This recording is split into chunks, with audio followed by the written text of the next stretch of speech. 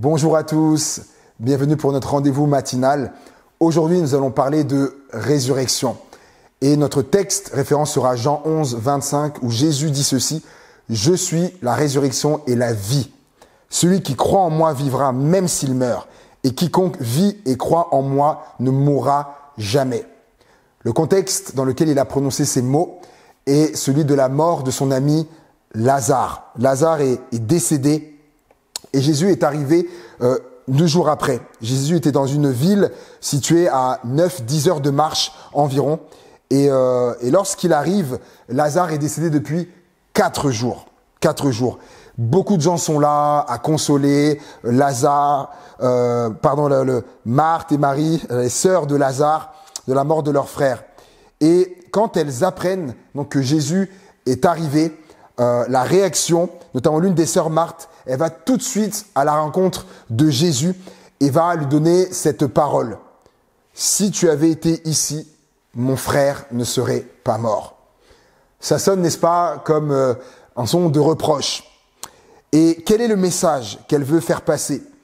En fait, si tu avais été ici avant, il aurait été guéri.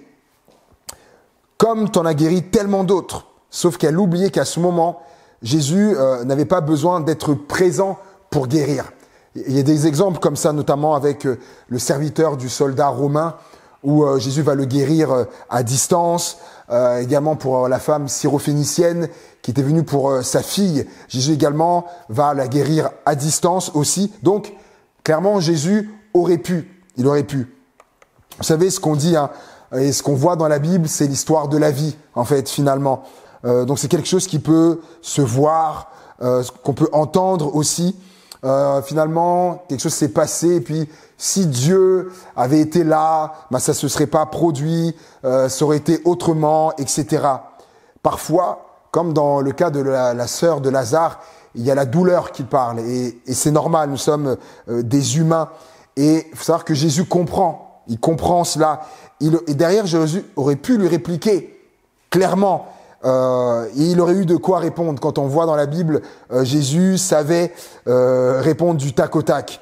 Mais on voit qu'il va laisser parler sa douleur et il va lui donner des paroles pleines de douceur et de grâce. Celui qui croit en moi vivra. Comme pour lui dire, ton frère croyait en moi, donc il vivra, même s'il meurt. Et il va lui dire ensuite, celui qui vit et croit en moi ne mourra jamais. Donc comme pour dire, ton frère vivait en moi, il croyait en moi, donc il ne mourra jamais. Et certains peuvent se demander, mais comment ça il mourra jamais? Jésus parle là de la mort spirituelle, d'une mort spirituelle. Nous sommes d'abord des êtres spirituels. Et c'est ce que Jésus a dit, celui qui croit en moi a la vie éternel. Donc on comprend le mourra jamais. Il va lui demander, crois-tu cela? Et elle va lui dire, oui, je crois que tu es le Christ, le Fils de Dieu. L'apôtre Paul qui a dit, si c'est pour cette vie seulement que nous espérons en Christ, nous sommes les plus malheureux des hommes. Mais en réalité, Christ est ressuscité, précédant ainsi ceux qui sont morts. En effet, puisque la mort est venue à travers un homme, c'est aussi à travers un homme qu'est venue la résurrection des morts. Et comme tous meurent en Adam, de même aussi, tous revivront en Christ. Et il avait raison. Si juste la vie s'arrêtait là, nous serions les plus malheureux des hommes. Effectivement, cette perspective s'arrêter là, ce serait tellement triste.